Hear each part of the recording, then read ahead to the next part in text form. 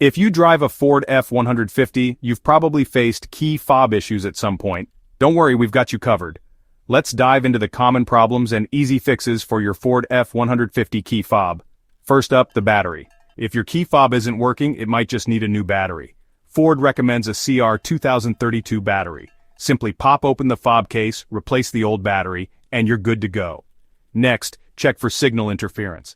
Sometimes other electronic devices can mess with your key fob signal.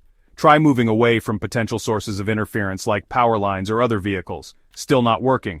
Reprogramming might be the answer. Insert your key into the ignition, turn it from off to run 8 times within 10 seconds.